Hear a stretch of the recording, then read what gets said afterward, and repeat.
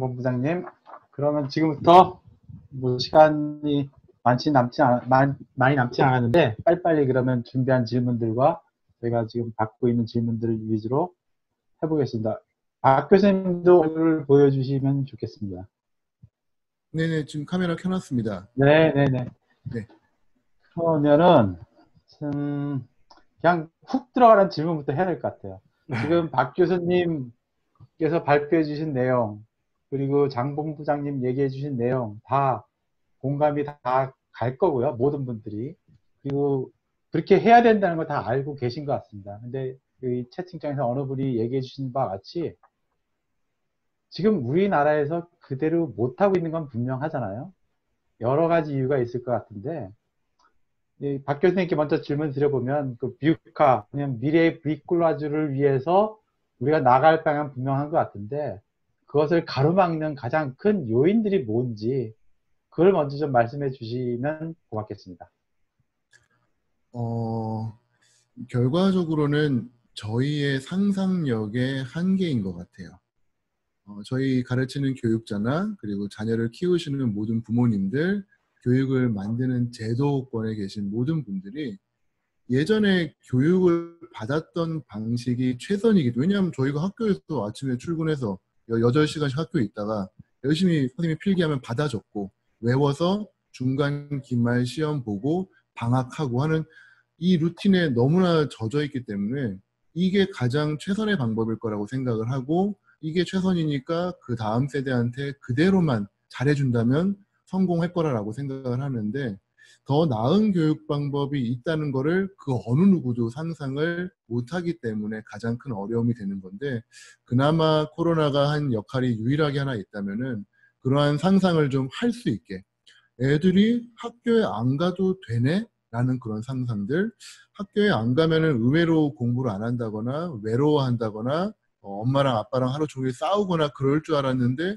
의외로 학생들 설문조사 해보면은 5.0 만점에 행복도가 4.5입니다. 학교 갈 때보다 오히려 더 행복해하고 있거든요. 과연 그러면 우리는 최고의 교육, 아이들의 행복을 위해서 최고의 교육을 제공하고 있었던 건가? 그렇게 생각해 본다면은 아닐 수도 있는 것 같거든요. 이제 약간은 저희가 상상의 벽을 깨기 시작을 한 것 같고요. 최고의 더 나은 교육이 뭔지는 이제 저희들도 열심히 고민을 해야 될 것 같습니다. 저는 제 생각에는 저희의 상상력의 한계가 가장 큰 문제인 것 같아요.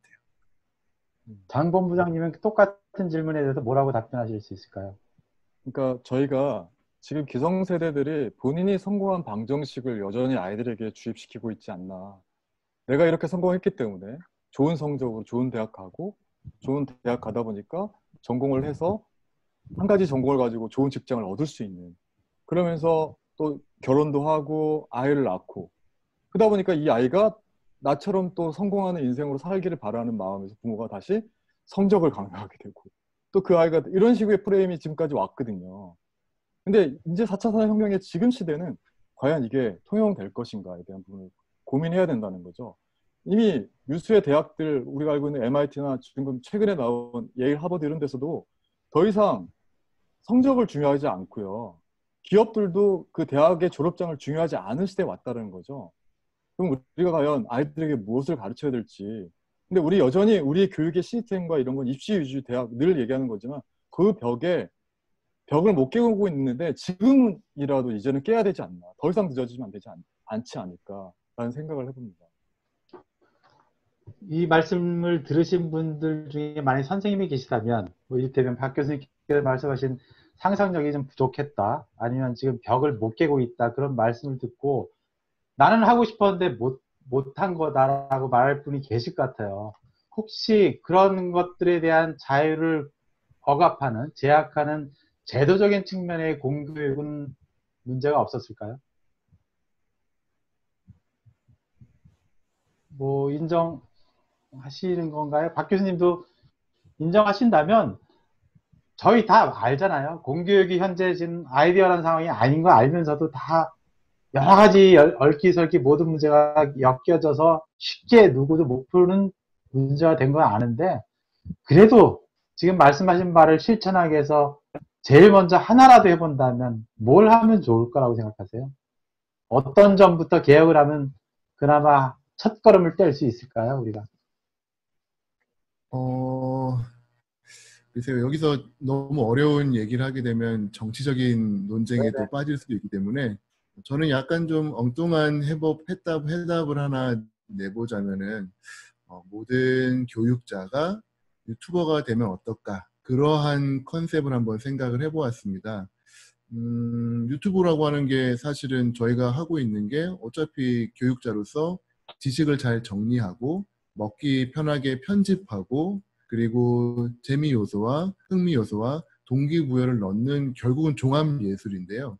그거를 교실 현장이 아니라 사이버상에서 하는 연습을 하게 된다면은 저희가 사실은 학교 하는 수업을 모니터링을 요청을 하면은 촬영을 해가지고 뭐 평가를 받는 서비스도 있다고 들었는데 대부분의 경우는 저희 수업을 저희가 직접 보는 기회가 없거든요. 근데 유튜브로 하다 보니까 제 강의를 계속 보면서 스스로 모니터링하고 아이디어가 떠오르고 또 반성을 하게 되더라고요. 이거를 꼭 외부에 공개하는 목적이 아니더라도 모든 교육자가 자신이 해야 될 컨텐츠를 한 번 정도씩은 영상으로 만들어보고 편집해보고 자막을 달아보는 시도만 한 번씩 하셔도 기존의 교육과는 훨씬 좀 다른 형태의 교육들이 나오지 않을까 좀 재미있는 상상을 해봤습니다. 네. 장본부장님도 의견이 있으신가요? 지금 사실은 선생님들의 재량권이 너무 없는 교육 디테일한 것들이 선생님들이 어렵다라고 얘기를 하시더라고요. 뭐 몰라서 안 하는 게 아닌데 행정 업무도 되게 많으시고 심지어 지금 코로나 이후에도 보면 수업이 웬 말이냐 나는 방역전사다 이런 선생님들 계셨단 말이죠. 지금 앞으로 더 이런 어려운 속에서 정말 중요한 걸 아는데 왜 못하고 있을까. 저도 지금 그게 늘 답답한데 아마 우리가 뭐 알겠지만 여러 가지 사교육과 이런 여러 가지 정치적인 메커니즘이 있어서 근데 더 이상 우리 아이들의 미래를 그걸로 담보를 잡을 수는 없지 않을까요? 좀 같이 여기에 계신 분들이라도 이런 마음에서 더 학부모들이 더 오히려 반대하시는 분들도 계시던데 오히려 이런 생각의 전환이 필요할 때가 아닌가 싶습니다. 네, 저는 아까 장본부장님 발표 내용 중에 양극화에게 굉장히 공감이 갔거든요. 얼마 전에 제가 다큐멘터리를 봤을 때 그 얘기를 했어요. 자기 주도형 학습이 가능했던 학생은 문제없이 잘 따라갔는데 그게 안 된 애들은 그냥 낙오가 되더라. 그러니까 완전히 진짜 말 그대로 양극화가 된 건데 박 교수님 아까 수업도 저도 처음 봤습니다만 그런 식으로 하면 정말 누구든지 흥미를 갖고 수업을 따라올 수 있을 것 같거든요. 그게 하나의 이제 해법처럼 보이기도 하던데 일단 박 교수님께 여쭤보고 싶은 것은 어떻게 하면 학생들의 관심도 유도하고 동기도 유발하면서 재미있는 수업을 해서 자발적인 수업 참여형 학생으로 만들 수 있을 건지 어떤 팁이 있으신지 그런 것들 한번 공유해 주시면 어떨까 싶습니다. 네. 뭐 교육 전공자들이 사실 오늘 많이 계시기 때문에 뭐 교육 심리학이나 뭐 이런 거를 이야기하면은 더 많은 분들이 지혜로운 답변을 주실 수 있을 것 같고요. 가장 중요한 거는 듣는 학생 입장에서 생각해 보는 게 가장 중요하지 않을까 저는 그렇게 생각을 하거든요. 방송을 만드는 PD들이 가장 신경 쓰는 게 시청률인 것처럼 교육을 해야 되는 교사 입장에서 학생들의 반응이나 피드백을 수시로 체크하고 거기에 맞춰 나가는 과정은 대단히 중요하다고 생각하는데 물론 학생들이 너무 노는 것만 좋아해요 라고 한다면 분명히 뭔가 그런 어떤 흐름은 잡아야 되겠지만 기본적으로 기존의 수업들은 단시간 안에 많은 내용을 전달을 해야 되다 보니까 커리큘럼대로 가니까 사실은 뭐 웃고 떠들고 액티비티 할 시간이 없었어요. 근데 지금 거꾸로 수업과 같은 형태들은 이제 중요한 내용들, 왓에 대한 개념 정리라든지 이해, 그다음에 기억에 관련된 가장 그 블룸의 피라미드에서 가장 아래에 있는 단계들, 굳이 학교까지 와서 하지 않아도 되는 그러한 내용들을 왓을 이제 온라인상으로라든지 동영상으로 좀 뺄 수 있기 때문에 수업 시간에 훨씬 더 좀 시간적인 여유가 생긴 것 같습니다. 그래서 어떤 의미에서는 학생들의 피드백을 보면서 오늘은 이거 우리 교과 커리큘럼 아니지만 여러분들이 원하니까 한번 더 깊이 가봅시다 하면서 몰입을 하고 일탈을 하는 거죠. 그러한 경험들을 학생들이 교실에서 해본다면은 결국은 학생들이 학교에서 배우는 거는 지적 여정의 시작인데 저희도 여행 가보면 가이드에 따라서 그 나라에 대한 인상이 완전히 바뀌잖아요. 가이드가 왔는데 뭐 좋아하세요? 저 쇼핑이요. 알겠습니다. 여기 보시고요. 이동할게요. 독촉하면은 물론 쇼핑은 좋아하지만 싫어지는 거거든요. 근데 이 가이드가 재밌는 이야기도 들려주고 무엇보다도 자 이거는 평범한 여행은 아닌데요. 한번 저랑 일반인들과 한번 섞여 볼까 하면서 어떤 현지인들과 동화된 경험을 해준다거나 뭔가 새로운 경험을 해준다거나 하면은 더 이상은 가이드의 동기부여 없이도 그 나라에 대해서 푹 사랑에 빠지고 스스로 공부하고 싶어하고 동경하는 그러한 것들이 마음속에 생기지 않을까 생각합니다. 그래서 결과적으로는 티칭을 조금 내려놓고 티칭에 대한 부분은 온라인이나 AI나 아니면 플립 러닝을 통해 가지고 좀 뺀 다음에 이제는 교실에서는 좀 더 많은 코칭으로 들어간다면은 학생들이 뭘 좋아하는지, 학생들은 어떠한 이야기와 어떠한 고민을 하고 있는지 그런 것도 좀 들어줄 수 있는 시간이 될 것 같아서 오프라인에서 모인 시간을 좀 더 적극적으로 활용할 수 있을 것 같고요. 오늘 많은 선생님들이 댓글 올려주셨는데 코로나 때문에 학교를 안 가니까 되게 좋을 것 같았지만 부모 입장에선 진짜 지옥입니다. 뭐 정말 너무 힘듭니다. 이런 얘기 하는데 사실은 어린 학생들 같은 경우는 학교라고 하는 공간은 사실 되게 필요한 공간인 것 같고요. 무엇보다도 부모님들이 회사에 나가 계시고 생업을 하는 동안 안전하게 아이들을 지켜줘야 될 어떤 울타리 같은 공간이고 또 아이들의 건강을 또 미리 체크해 준다거나 또 가정 내에서의 문제가 있는 경우에 예를 들어서 가정폭력이 있다거나 여러 가지 일이 있을 때 오히려 교육자가 그것을 먼저 디텍션 해가지고 해결해 줄 수 있는 그런 역할들을 할 수 있기 때문에 교육과 양육의 부분에 있어서는 학교라는 공간은 반드시 좀 필요하고 그러한 기능들은 필요합니다. 그래서 아무리 코로나보다 더 센 게 와도 100% 온라인 수업, 100% 집에서 하는 시간은 오지는 않을 것 같고요. 절반 블렌디드로 온오프가 섞인 모습이 분명히 갈 것 같은데 이제는 온라인으로 왓에 대한 내용들을 조금만 빼줄 수 있다면은 오프라인에서는 선생님이랑 활동하고 재미있게 웃고 떠들면서도 되게 좋은 응용과 그리고 블룸의 텍소노미 가장 위에 있는 창조까지 갈 수 있는 교육들이 가능하지 않을까 생각합니다. 네. 장본 부장님은 미래교실 네. 네트워크 관여를 하고 계시잖아요. 네. 거꾸로 수업 가장 유명한 곳이긴 한데 코로나 이전하고 이후하고 어떻게 바뀌었는지 그 거꾸로 수업을 수행하시면서 뭘 느끼셨는지 그런 것들 좀 말씀해 주시면서 제가 박 교수님께 드렸던 질문에 대한 답도 같이 주시면 좋겠습니다. 네네. 먼저 아까 박 교수님 얘기하셨던 거에 대한 질문에 대한 답을 좀 드리자면 제가 작년에 부산의 모 학교인데요. 아까 학습 격차가 많이 벌어졌다고 그랬잖아요. 근데 사실은 우리가 공부 잘하는 애가 따로 있고 공부 못하는 애가 따로 있다고 생각하시는 분이 있을지 모르겠지만 공부 잘하는 애 못하는 애가 있는 건 아닌 것 같고 공부 안 하는 애가 있는 것 같아요. 누구나 공부 잘할 수 있다고 생각이 들거든요. 근데 왜 안 할까요? 제가 그 부산의 학교에서 고등학교였는데 그 학교는 특성화 고등학교에서 일반적인 학교들보다 성적이 사실은 중학교 성적들을 비교하자면 조금 낮은 수준의 아이들의 성적을 갖고 있는 아이들이죠. 그런 아이들이 학교를 가는데 그 학교에서 인공지능이란 도구만 던져줬는데 중요한 건 제가 얘기했는데 동기부여라는 생각이 드는 거예요. 학습을 경험을 오랫동안 앉아서 책상에 공부해본 경험이 없는 아이들이 동기부여라는 본인이 생각한 것을 가지고 이 사회에 뭔가 기여할 수 있다는 생각을 갖는 순간 아이들이 마인드셋이 바뀌더라고요.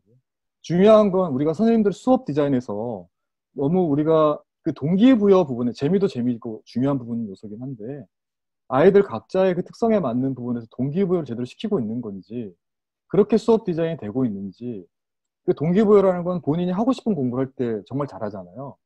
그래서 한번 약간 이게 어떨지 모르는 제안을 좀 드리자면 선생님들끼리 좀 그 초등학교 같은 경우는 각 과목별로 모든 선생님이 다 가르치기인데 어려움이 있으니 각 교과별로 좀 나눠서 컨텐츠를 가지고 아이들에게 그 각자 한 학기 동안 개인적인 어떤 주제를 한번 찾아서 그 주제를 어떻게 이루어 나가는지를 한번 그러니까 개별적 학습인 거죠. 쉽게 말하면. 그러니까 교과 별개로 아이들이 난 이런 공부하고 싶어요. 나는 뭐 요리사의 어떤 이런 레시피 이런 걸 공부하는 걸 하고 싶어요 하면 한 학기 동안 그런 거에 관심을 가지고 아이들 할 때 오히려 다양성에 있는 거, 거기에 이제 영어, 수학 이런 것들을 접목하는 융합된 교육을 좀 할 수 있는 디자인이 되면 어떨까? 너무 이상적일까요?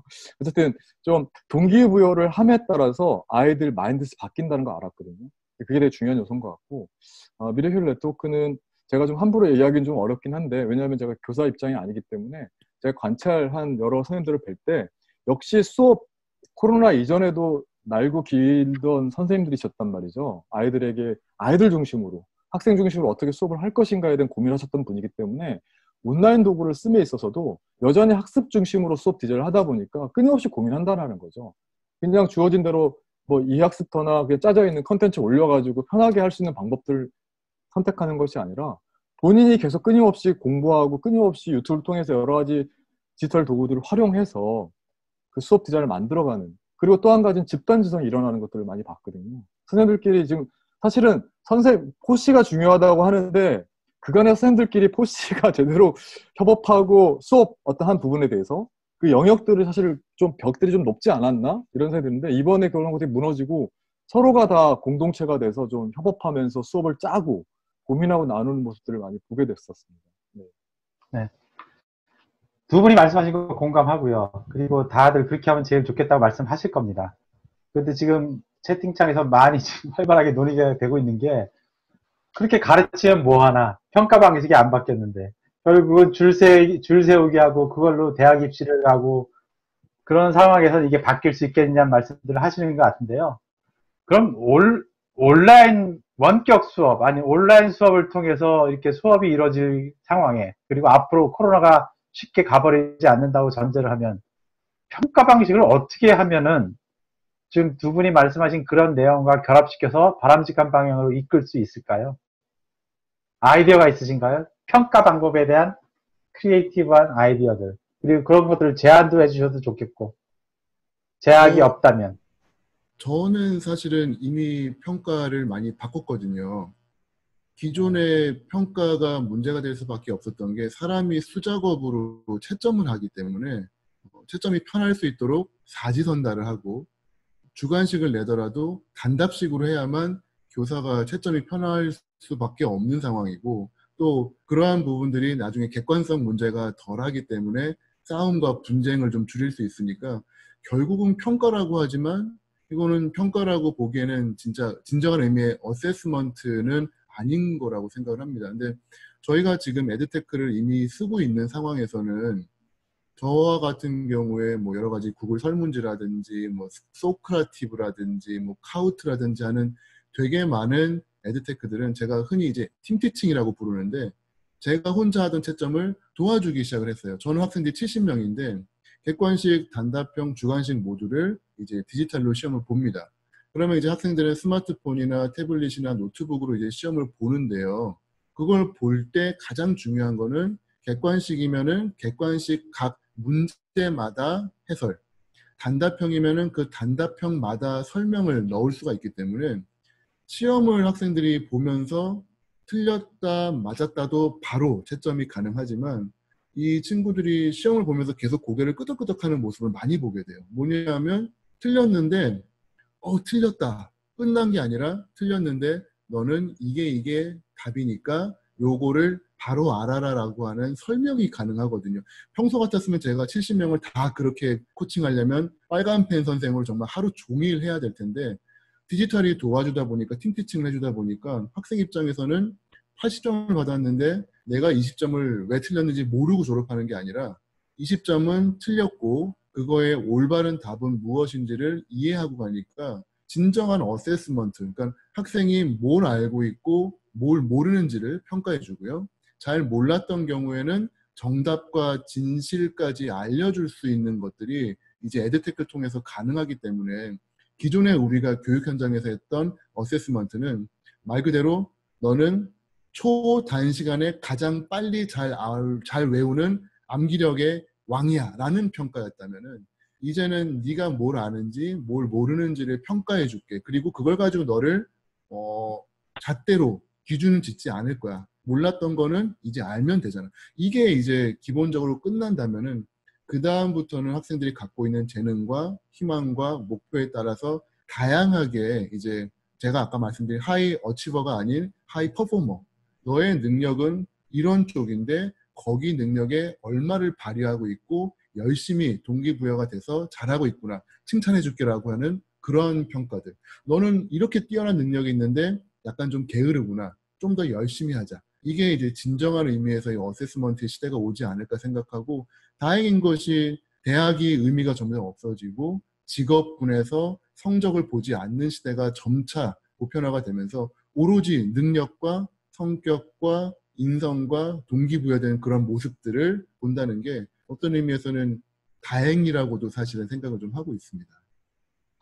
교수님은 대학교에서 가르치고 계셔서 그렇게 평가 방법을 자유롭게 선택하시는데 조금 더 유연하신 맞습니다. 건 네. 아마 네네. 중고생을 다루는 선생님들 입장에서는 그런 재량이 좀 없을 것 같긴 하네요. 그렇죠. 장국 그래서 소장님 평가 방법에 대한 어떤 뭐 아이디어가 있으신지요? 그래서 저는 그냥 지금 정량 평가보단 정성 평가가 되게 중요하다는 얘기를 많이 하는데 그런 과정에 있어서 평가들이 중요하게 반영이 돼야 되지 않을까. 근데 선생님들 일이 많아지긴 하실 것 같아요. 정성 평가를 하려면 디테일하게 다. 근데 아까 박 교수님 얘기하셨던 것처럼 디지털 협업 도구를 썼을 때 그 과정에서 아이들의 어떤 그 성취 기준을 달성하는 모습들을 단순히 점수나 이걸 아니라 정성평가 형태로 좀 진행하면 어떨까라는 생각이 들고요. 그리고 개개인 아이들마다 성적이라는 것이 상대적으로 뭐 점수를 그게 아니라 개인적인 어떤 성장 곡선이라고 그럴까요? 그러니까 학생마다 성취를 달성하고 있는지를 볼 수 있는 그래프를 그려주는 것도 좋겠다는 생각이 들거든요. 그러니까 전체 최종 결과를 가지고 평가하는 것이 아니라 이 아이가 만약 50점밖에 안 되지만 0점에서 50점까지 달성되는 한 학기 동안 곡선을 본다면 그 아이 스스로 배움이 있을 것 같고 또 뭐가 부족한지 더 눈에 보이지 않을까 싶은데요. 어쨌든 경쟁 상대로서의 점수가 아니라 스스로 자기가 성장할 수 있는지에 대한 평가 시스템이 좀 적용되면 어떨까 하는 생각이 듭니다. 네. 다음 질문을 한번 더 해보면, 아무튼 우리가 원했건 원치 않았건 원격 수업, 온라인 수업이 시작이 됐습니다. 강제적으로. 근데 그러면 여러 가지 이제 문제점들이 있는 것 같거든요. 어떤 데는 와이파이 액세스부터 문제가 되는 데도 있고, 디바이스가 부족한 집도 있는 것 같아요. 아빠부터 애들이 몇몇이 된 집은 집에 컴퓨터가 한 대밖에 없을 때 누가 그걸 찾으느냐 그런 문제도 있는 것 같고, 또 컨텐츠를 그럼 어떻게 제공하느냐의 문제도 있는 것 같고, 플랫폼을 어떻게 쓰느냐의 문제도 있는 것 같아서, 제가 몇 가지 예를 들었지만 아무튼 두 분이 생각하실 때 원격 수업, 온라인 수업과 관련된 가장 큰 장애물, 현재로서의 걸림돌, 시급하게 해결해야 될 과제라고 한다면 어떤 것들을 드실 수 있을까요? 아무나 먼저 답변하시면 될 것 같습니다. 그러니까 우리가 IT 강국인데요. 사실은 OECD 국가 중에 교육적인 측면에서 IT 활용도는 제일 떨어지고 있다. 꼴찌다. 이런 얘기도 많이 나오고 있더라고요. 근데 와이파이가 없어서 와이파이가 안 되고 학교를 등교하면 애들 핸드폰 다 뺏어버리고 수고해 가고 사실 되게 좋은 도구임에도 불구하고 우리는 활용하지 않았던 것에 대한 반성이 필요할 것 같아요. 그러니까 학교마다 와이파이 부분에 물론 우려되는 부분도 있지만 구덕이 무섭다고 장 못 담그면 안 되잖아요. 지금 이번 코로나를 통해서 정말 어떻게 보면 와이파이가 확산되는 그런 규제들도 금방 해결되고 막 그랬던 상황인데 앞으로 그런 부분이 되게 중요할 것 같고요. 또 그 아까 제가 중국에 갔을 때 상해에서 좀 떨어진 시골 외딴 좀 아니 시골 이런 도시 조그만 마을인데요. 그 학교 아이들은 AI 그 기능이 장착된 태블릿 PC를 모두 다 1인 1 태블릿 PC를 갖고 있었어요. 시골 학교인데 지금 중국, 미국이 AI로 엄청난 교육을 활용하고 있는데 심지어 태블릿 PC 안에 내 영어 발음을 교정해주는 AI가 탑재되어 있는 상태에서 어떤 게 취약하고 어떤 게 더 부족한지를 계속 강화 학습시키는 그런 AI 태블릿 PC를 전교생이 다 갖고 있었단 말이죠. 궁금한 건 그거였어요. 아니 이게 어떻게 가능하지? 우리나라에 지금 경제적으로 여러 격차도 있을 거고 특히 중국 같은 경우는 또 모르겠지만 그 시골에 빈부격차도 심할 텐데 어떻게 가능하냐. 그때 교장선생님이 하신 말씀이 아이 한 아이를 위해서 30만 원 정도 투자하지 못한다면 그게 부모냐 이런 얘기 하시더라고요. 그래서 되게 섬찟하면서도 그래 아이를 위해서 과연 우리는 무엇을 투자하고 있는지라는 생각을 좀 고민해야 될 필요가 있는데 최근에 저도 아이가 지금 3명이나 있어서 희한하게 학교에서 뭘 보내왔냐면 부식구렁이를 보내왔어요. 그 비용이 만만치 않을 거란 말이죠. 사실 그런 것보다는 오히려 IT적 환경을 좀 개선할 수 있는 어떤 그런 것들에도 고민이 필요하실 것 같은데, 예. 어쨌든 좀 두서없지만 제 말씀을 드리자면 이런 좀 생각의 변화가 학교에서도 좀 와이파이나 그다음에 장비 구입하는 것도 정말 이제는 뭐 선택이 아니라 필수이겠다. AI가 없으면 살 수가 없는 사회가 될 텐데, 예, 그러면 답이 나오지 않을까요? 그리고 이전에 있던 핸드폰, 모바일 도구들을 왜 활용하지 않는지 그 부분에 대한 것도 한번 고민해 볼 필요가 있지 않겠습니까? 네. 그 디지털 도구에 대해서는 최근에 발전 속도가 워낙 빠르기 때문에 기존의 디지털 이전의 그 도구들이랑은 조금 다른 관점에서 좀 봐야 되는데요. 가장 이제 큰 것들이 저희가 예를 들어서 방사능 원소인 라듐 같은 경우에 그리고 시계에다가 발라가지고 하면 야광이 되니까 옛날에 직공들이 시계에다가 이제 바르면서 정교하게 바르려고 이걸 빤 거예요. 붓으로. 빨아가지고 콕콕 찍어가지고 했는데 결국은 그 직공들이 전부 다 암에 걸렸던 그런 일이 있었고 또 에디슨이 전구를 이제 만들어서 보편화를 했는데 이제 그거를 켜놓으면은 역시 암에 걸릴 수 있다, 병에 걸릴 수 있다 그래가지고 사람들이 자꾸 안 키려고 했었고 또 키면은 그게 또 불이 날 수 있다고 여러 가지 이제 새로운 기술들이 나오면 두려움도 있지만 또 의외로 무지한 경우에는 나중에 문제가 생기기도 하는데 지금 디지털 도구는 스마트폰, 아이폰 나온 지가 사실 이제 10년, 11년 정도 이제 돼가지고 아직 그렇게 긴 시간은 아닙니다. 근데 이걸 통해서 벌써 우리나라에도 변화가 생기는 것들이 목이 굽은, 등이 굽은 청소년들이 꽤 많이 생겼고요. 그 다음에 엄지, 오른쪽 엄지의 통증 갖고 있는 사람들 꽤 많이 생겼고요. 특히 한국인들 같은 경우는 원래 다른 서양인들에 비해서 근시의 비율도 훨씬 많은데 점점 더 어린 나이에 고도 근시 아이들이 많아지기 시작한 것들이 결과적으로 이런 디지털 디바이스를 잘 모르는 상태에서 저희가 일단은 다 좋구나라고 생각하다 보니까 그런 문제점도 생기는 것 같거든요. 인터넷, 뭐 여러 가지 무선 충전기, 과연 우리 건강에 유해한지 무해한지 아직 롱텀으로 길게 본 결과들이 없기 때문에 상당히 좀 조심해서 접근해야 될 부분들이 있는 것 같습니다. 그래서 저 같은 경우는 디지털 기술의 낭만주의 파기 때문에 여러 가지 인류가 갖고 있는 문제들을 기술로 해결할 수 있을 거라고 생각을 하지만 또 반면에는 인간이 만들어낸 기술들이 상당히 우리로 하여금 위험하게 만들 수 있는 또 악영향을 또 줄 수가 있기 때문에 그러한 것들을 좀 항상 좀 주의해서 사용을 해야 될 거라고 생각을 하고요. 가장 많은 부모님들이 걱정하는 게 아이들 게임입니다. 게임.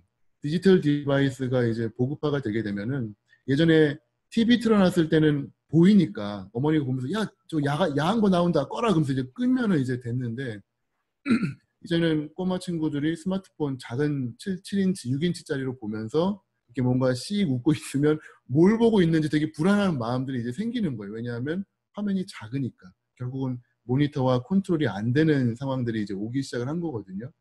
아이들이 황급히 모니터를 닫는다. 그러면 뭔가 불안해지는 그러한 시대들이 온 것 같습니다. 그래서 저는 디지털이 보급이 좀 느린 것도 사실은 괜찮지 않나라고 생각을 하고 있어요. 너무 빠른 속도로 많이 오게 되면 부작용이 너무나 많이 퍼질 수 있기 때문에 약간은 이런 부분에 있어서는 천천히 보급되는 것도 다행이다라는 그런 생각을 조금은 하고 있습니다. 네. 아까 말씀하신 발표 내용 중에 이제 취약계층 얘기 나왔거든요. 그리고 박 교수님은 이제 라이프롱 에듀케이션 얘기하셨고 평생교육, 그런 취약계층을 위한 교육, 그러니까 평생교육을 위한 뭐 장년층, 노년층을 위한 교육, 그런 것들을 위해서 어떻게 해야 될까요? 우리는 지금 현재 뭐 대학교 정도만 졸업하면 알아서 하는 그냥 시스템인데 그런 것들을 정부가 아니면 커뮤니티가 직접 나서서 뭔가 시스템을 갖춰 나가야 될 것 같기도 하고 아까 AI 얘기도 하셨기 때문에 그런 것들에 관련된 제도적 기반을 어떻게 갖춰 나가고 우리 사회가 만들어 갈 수 있을까요? 그에 대한 생각이 있으시면 공유해 주시면 좋겠네요. 본부장님 혹시 네. 부장님. 저도 되게 어려운 네. 최근에 안 그래도 전 국민 대상으로 디지털 교육에 대한 필요성을 가지고 정책 발표도 하고 그랬잖아요.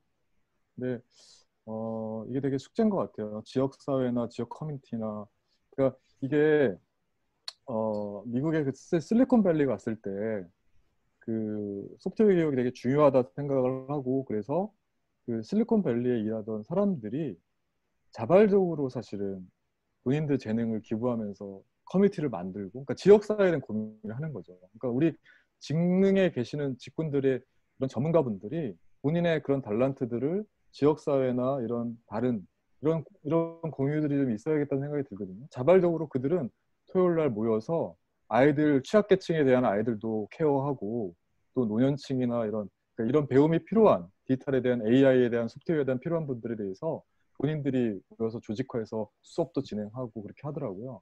우리도 그런 부분에서 좀 지역사회에서 많이 있었으면 좋겠다라는 생각을 해봅니다. 네. 뭐 정책적으로는 나라에서 여러 가지 예산을 들여가지고 사실은 시니어들을 위한 교육들을 각 지자체별로 많이 하고 있는 걸로 알고 있는데요. 결국은 아까 말씀드린 평생교육처럼 뭐 요리도 배우기도 하시고 또 노인이 다른 노인을 또 케어하면 또 거기에 또 수당이 나오기도 하고 여러 가지 복지의 형태로 이런 디지털 교육들이 많이 시작이 된 것 같은데 그거는 사실은 확산 속도를 봤을 때는 아직은 좀 들인 비용에 비해서는 좀 부족한 것 같고요. 제가 생각하는 제일 좀 효과적인 방법은 저희 대부분 이제 종교를 하면은 전도라든지 이런 활동을 많이 하지 않습니까? 그래서 그렇게 말로 입에서 입으로 전파되는 것들이 사실은 상당히 좀 영향력을 많이 갖게 되는데 이러한 디지털 기술을 이용을 했을 때 가지고 오는 삶의 어떤 효용성들, 삶의 편리성들, 또 내지는 이거가 갖고 있는 위험성들을 저희가 전파를 좀 한다면 어떨까 싶은데 그게 사실은 이미 저희는 카카오톡이라는 걸 통해 가지고 아주 잘 시스템이 구축이 돼 있거든요. 뭐 하나 가짜 뉴스만 하나 나오면은 이미 전 국민의 한 절반 정도는 다 보시고 요즘은 저도 저희 부모님께서 가짜 뉴스를 종종 보내주세요. 그래서 야, 뭐 코로나 큰일 났대나 하면서 이제 오는데 대부분 이 아버지가 아니에요. 이렇게 좀 정정을 해드리는데 이런 걸 보면은 저희가 굳이 막 그렇게 제도적으로 안 하더라도 좋은 게 있으면은 나누려고 하는 이러한 성질이 또 우리 국민 사이에 있기 때문에 제 생각에는 좋은 정보들, 꿀팁이라고 하는 것들, 디지털 도구가 갖고 있는 장점들을 자꾸 나누려고 하는 문화가 좀 만들어진다면은 제 생각에는 오히려 큰 비용 안 들이고도 전파가 될 수 있을 것 같고 그렇기 때문에 요즘 말하는 유튜브와 같은 영상들, 카드 뉴스와 같은 형태의 짧은 형태, 소화하기 쉽고 흥미를 끌 수 있는 형태의 컨텐츠 개발들이 좀 필요할 것 같고요. 그래서 제가 아까 말씀드린 대로 교육자 역시도 자꾸 이러한 것들 미디어의 형태에 친숙해져야만 짧은 형태로 소화하기 쉬운 이해가 잘 되는 영상들을 좀 만들 수 있지 않을까 그렇게 생각을 합니다. 네네. 어떤 유명한 사람이 그 말을 했대요. 교육의 질은 교사의 수준을 넘어설 수 없다. 근데 또 우리나라 교사의 사실 자질이나 수준은 어느 나라 못지 않다고 모두들 생각하는 것 같거든요. 그럼에도 불구하고 이제 여러 가지 이유로 그 자질을 발휘를 못하는 면이 좀 있는 것 같은데 어쨌든지 간에 이 코로나 이후의 시대에 이 우리나라의 교사들의 자질과 수준을 한 단계 업그레이드하거나 그분들이 좀 더 능력 발휘를 할 수 있도록 한다면 어떤 것들을 하면 좋겠는지요? 스스로 저는 노력하는 건 네. 당연히 해야 될 것 같긴 한데 뭐 어떤 식으로 이 새로운 시대에 교육에 교사분들이 더 능력 발휘를 잘할 수 있도록 도와드릴 수 있을까요? 저는 이제 제일 중요하게 생각하는 게 플랫폼들입니다. 저희가 여러 가지 교육청에서 나오는 공문들, 저희가 제출해야 되는 많은 양식들이 특정 플랫폼만을 고집하고 그거의 형태를 따라야 되고 또 하다못해 아이들이 뭔가 발표해가지고 나라에다가 대회를 나가고 해야 될 때도 특정 도구의 문서 형태로만 만들어야 되고 이게 물론 뭐 그 도구에 친숙해지고 할 수 있는 좋은 방법이긴 합니다만 사람마다 아이디어도 다르고 개성도 다른데 이 객관성 내지는 평가의 목적을 위해서 너무나 그러한 손발을 묶어버린 경우들이 종종 생기는 것 같아요. 그래서 선생님들이 갖고 있는 정말 많은 아이디어들 그런 것들을 마음껏 표출하실 수 있도록 플랫폼을 좀 오픈하게 좀 열어주시고 그런 거에 대해서 좀 너그러운 좀 양해를 좀 해주시면은 훨씬 그것만 해도 도구만 좀 바뀌더라도 우리가 충분히 싸워볼 만하지 않을까 저는 그렇게 생각을 합니다. 네. 장본부장님은 의견이 네, 있으신가요? 네, 미래학교의 선생님이 되게 중요한 것 같아요. 그러니까 앞으로 미래학교는 교사가 누구냐에 따라서 미래학교가 되고, 그러니까 학교 전체 시스템이 아니라 그러니까 한 사람의 역량이 그 모든 좌지우지되지 않을까 싶을 정도 되게 중요한 역할일 것 같은데요. 저는 이제 질문을 좀 잘하는 그러니까 아이들에게 질문 마법사랄까 질문으로 러닝이 일어날 수 있도록 하는 그 질문 기법을 통한 요즘 그런 얘기 많이 하잖아요. 그래서 그 질문을 통한 어떤 학습이 일어날 수 있도록 그런 수업 디자인을 하는 선생님을 좀 기대해 봅니다. 네. 네. 그 참가 신청하신 분들 중에 몇 분이 대학교 관련된 질문해 주신 적이 있어요. 이를테면 그냥 요약을 하면 팬데믹 이후에 대학의 모습이 도대체 어떻게 될 것 같으냐. 어떤 분들은 뭐 해체 얘기하시는 분도 있고 온라인 대학으로 더 바뀔 거라고 얘기하시는 분도 있고 뭐 그럴까 이해관계 때문에 잘 해결이 안 될 거라고 비관적인 얘기를 하시는 분들이 계시는데 이건 박 교수님께서 대학 교수님이시니까 혹시 예상하신 팬데믹 이후의 대학의 모습, 변화 방향에 대해서 간단히 말씀해 주실 수 있을까요?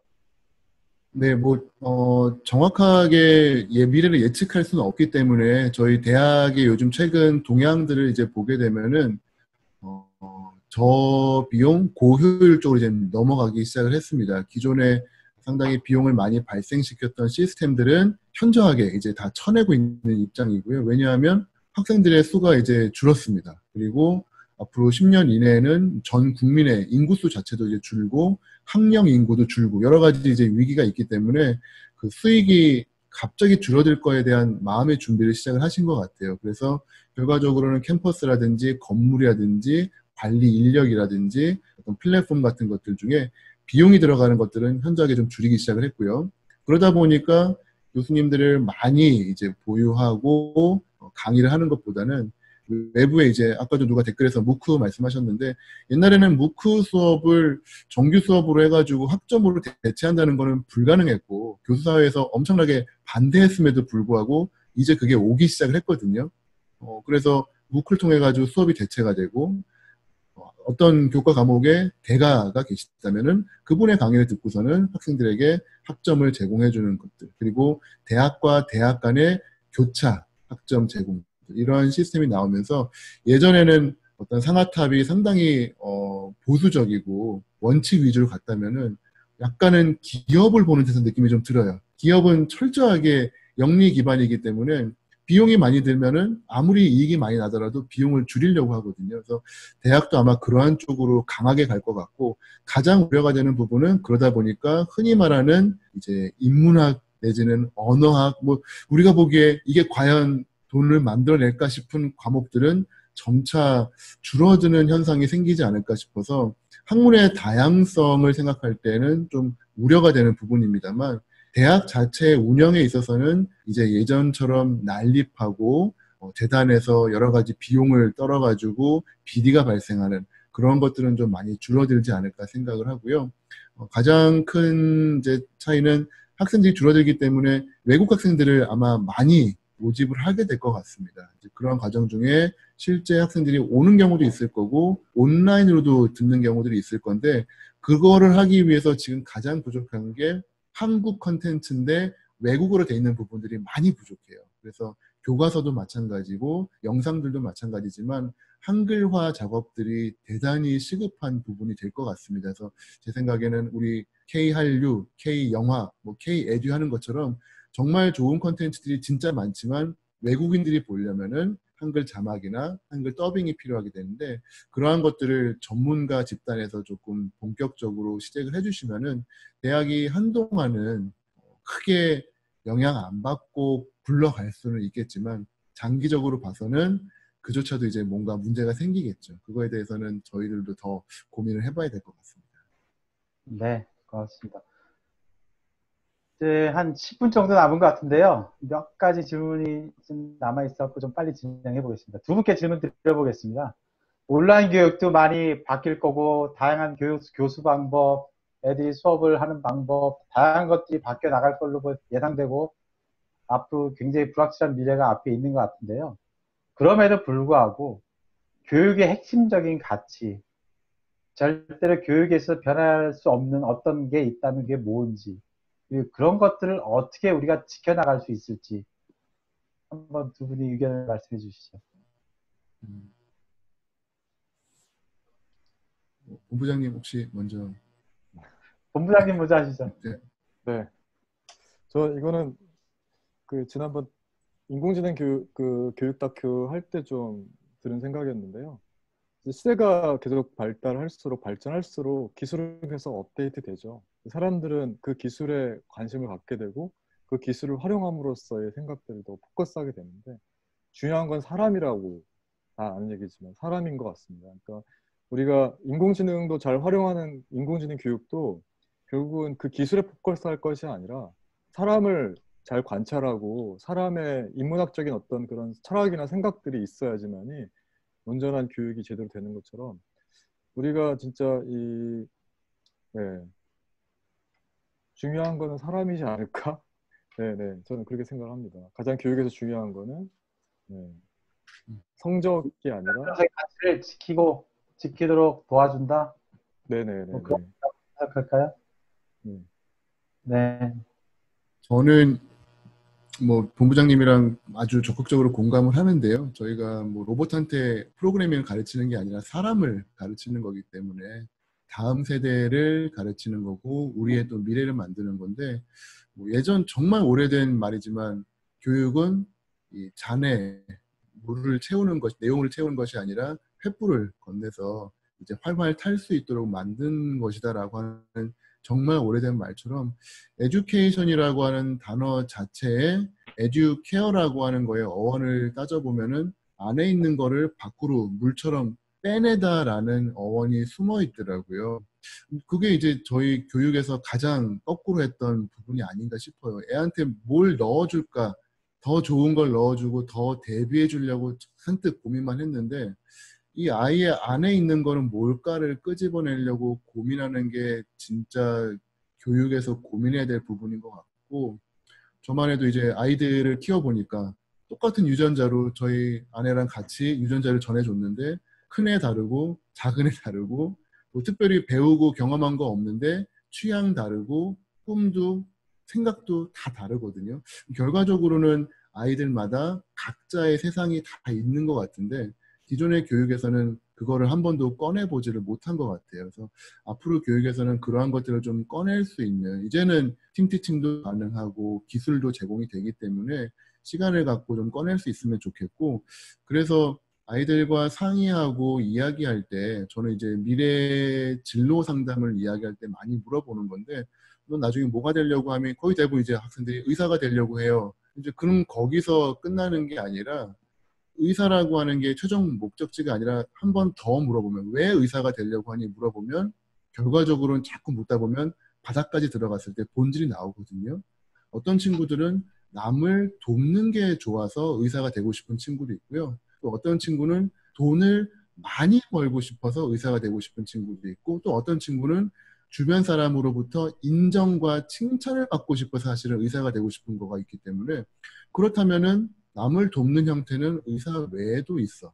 돈을 많이 벌 수 있는 거는 의사 외에도 있어라고 한다면은 결과적으로 저희가 가는 방향은 요 방향 북쪽이지만 암초가 나왔을 때 방향을 틀면서도 결국은 나는 오늘은 이제 의사를 더 이상 할 수 없는 상황이지만 남을 돕는 게 목적이라면 남을 도울 수 있는 일은 무엇이 있을까 또 찾아보고 거기에 관련된 기술을 배우면서 계속 많은 좌절과 뷰카의 시대가 오겠지만 끊임없이 나의 본질, 내가 원하는 삶은 무엇인지를 찾고 그 길을 가기 위해서 오늘 배워야 될 기술은 무엇이고 지식은 무엇인가, 그거를 같이 상담해주고 도와주는 역할로 저희 교사들이 바뀌면 어떨까, 그게 진짜 좋은 교육이 되지 않을까 그렇게 생각을 해봤습니다.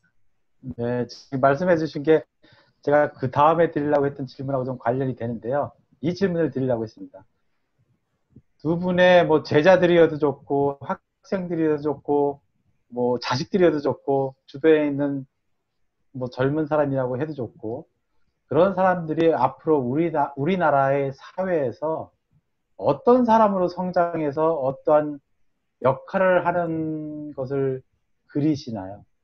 뭐 이상적인 것이라도 좋고 현실적인 모습이라도 좋은데 그들에게 바라는 그들의 모습 어떻게 성장하길 바라시는지 그에 대해서 두 분의 생각을 좀 나눠주시고 제가 그 다음에 마지막 질문을 할 거고요. 혹시 여태까지 나눴던 대화 중에서 본인이 갖고 있던 궁금증이 해소가 안 된 질문이 있다면 채팅창에 지금 빨리 남겨주시고요. 보시는 분들은. 네, 그럼 두 분 중에 누가 먼저 하셔도 좋겠습니다. 아무나 먼저 하시죠. 교수님 먼저 네. 네네. 본부장님 먼저 하실까요? 네. 아니 교수님 먼저 하시죠. 제가 그럴까요? 예, 생각 정리 좀 할까 싶어가지고. 알겠습니다. 네. 저희 학생들도 마찬가지고 저희 자녀들도 마찬가지고 이건 저한테도 사실 해당되는 건데요. 앞으로 살면서 고생을 많이 했으면 좋겠습니다. 그게 저의 희망이고요. 왜 고생을 많이 했으면 좋겠냐면은 지금까지 인생은 60이면 사실은 끝이었거든요. 안정적으로 마무리하고 자녀들의 도움을 받으면서 노후를 사는 시대인데 이제는 뭐 흔히 말하는 앞으로 자녀가 부모보다 가난해지는 첫 세대가 이제 시작이 된다고 하죠.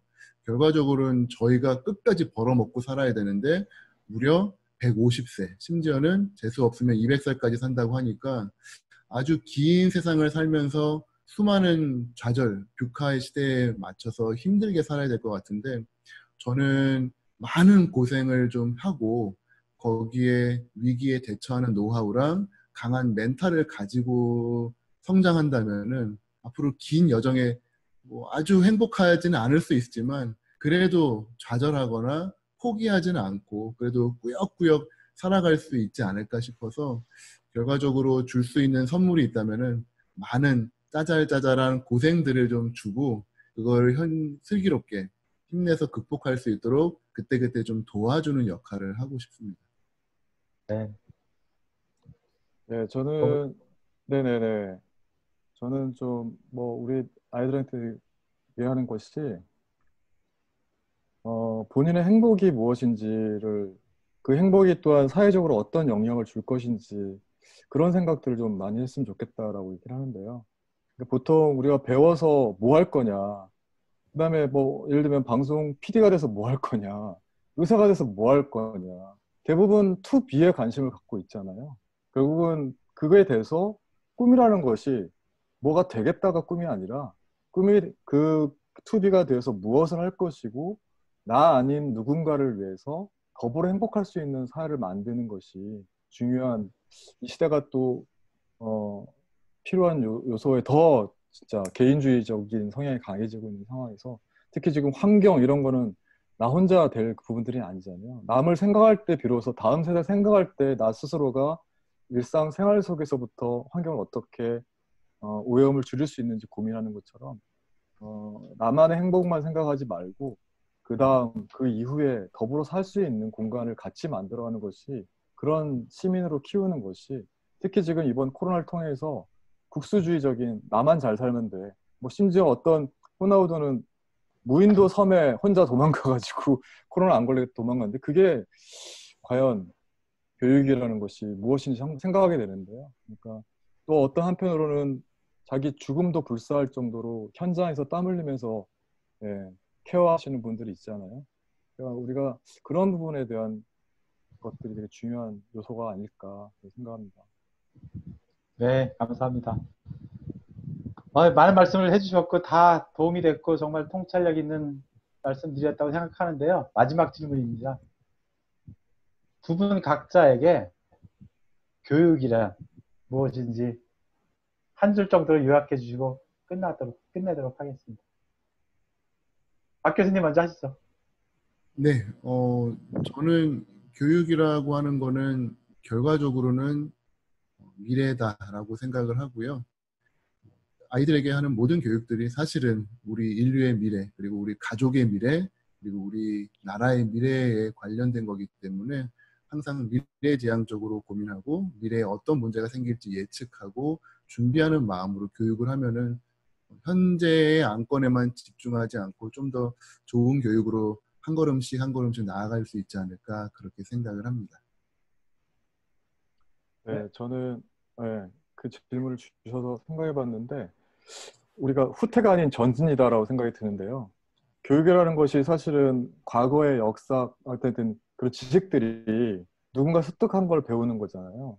근데 아까 무용지식이라는 말도 있었지만 일본 특히 코로나를 통해서 좀 미래 사회로 더 트랜스포메이션 될 수 있는 그런 전진할 수 있는 네, 그런 교육이었으면 하는 바람이 있습니다. 네, 미래이고 전진이다. 잘 들었습니다. 네, 두 분 말씀 정말 감사하고요.